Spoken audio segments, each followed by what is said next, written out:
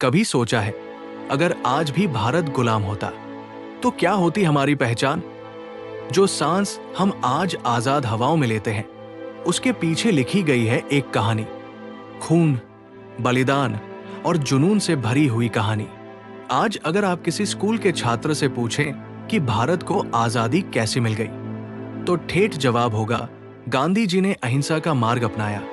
British लोग थक गए और 15 अगस्त 1947 को भारत को आजादी मिल गई। लेकिन क्या सच है कि सिर्फ गांधी जी के विरोध की वजह से अंग्रेज चले गए? क्या ब्रिटिश सच में थक गए थे? और क्या 1947 में हमें जो मिला वो पूरी आजादी थी? तो चलिए वीडियो शुरू करते हैं। पहले समझते हैं कि अंग्रेज कैसे आए।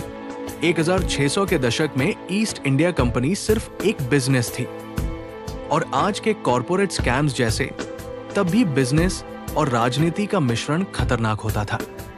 1757 प्लासी के युद्ध के बाद ईस्ट इंडिया कंपनी ने बंगाल पर कब्जा कर लिया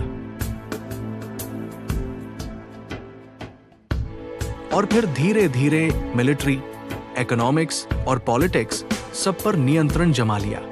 डिवाइड एंड रूल पॉलिसी शुरू हुई। हिंदू मुस्लिम को अलग करो, महाराजाओं को मैनिपुलेट करो और आम आदमी को कंफ्यूज करो। 1857 का रिवोल्ट, जिसे अंग्रेजों ने मुटीनी कहा, पहला प्रमुख प्रतिरोध था।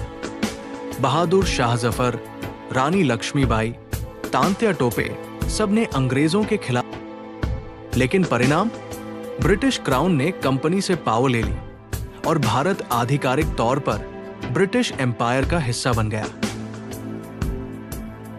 1915 में गांधी जी दक्षिण अफ्रीका से भारत आए और एक नई स्टाइल का विरोध लाए, नॉन वायलेंट सिविल डिसोबीडियंस। उनका विचार था, ब्रिटिश इकोनॉमिक सिस्टम को ही कोलैप्स करो, ब्रिटिश कपड़ा मत खरीदो, उनको टैक्स मत दो, उनकी सरकार के आदेशों का विरोध करो, लेकिन बिना हिंसा के।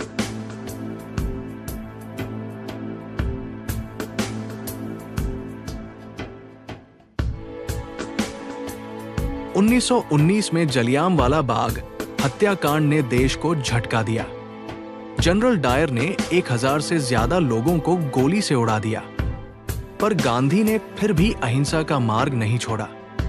1930 के दशक में सिविल डिसोबीडियंस मूवमेंट और 1942 में भारत छोड़ो आंदोलन ने अंग्रेजों पर राजनीतिक दबाव डाला।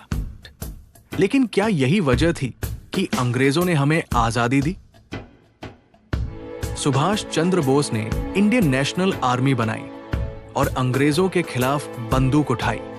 उनका नारा था, तुम मुझे खून दो, मैं तुम्हें आजादी दूंगा। INA ने बर्मा और नॉर्थ ईस्ट इंडिया में ब्रिटिश सेना को चुनौती दी। ब्रिटिश सेना के भारतीय सैनिक खुद INA में शामिल होने लगे। इससे अंग्रेजों को सबसे बड़ा डर यह था, भारतीय सेना उनका साथ छोड़ देगी, क्योंकि द्वितीय विश्व युद्ध के बाद ब्रिटिश ऑलरेडी थक चुके थे।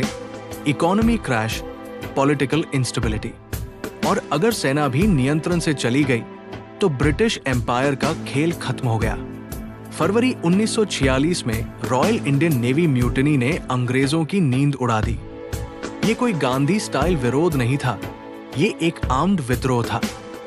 20,000 से ज्यादा नाविकों ने बॉम्बे से कराची तक अंग्रेजों के खिलाफ बगावत कर दी।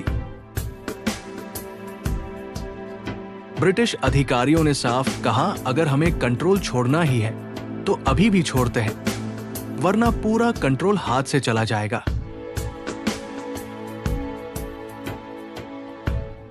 पंद्रह अगस्त 1947 भारत को आजादी मिलती है, लेकिन पार्टीशन के साथ पंजाब और बंगाल के 2 टुकड़े होते हैं।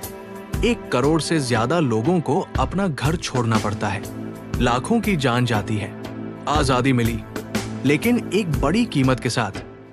India was free but deeply wounded. तो क्या गांधी जी की वजह से हमें आजादी मिली? Yes, but not only him. ये एक कलेक्टिव एफर्ट था। गांधी जी का non violent pressure, Subhash Chandra Bose की INA, द्वितीय विश्व युद्ध के प्रभाव, नवल मुटीनी और भारतीय जनता का एकजुट प्रतिरोध। अंग्रेजों ने हमें आजादी दी नहीं, उन्होंने मजबूरी में छोड़ी। मिलते हैं अगले वीडियो में, तब तक के लिए जय Hind. Happy 79th independence day.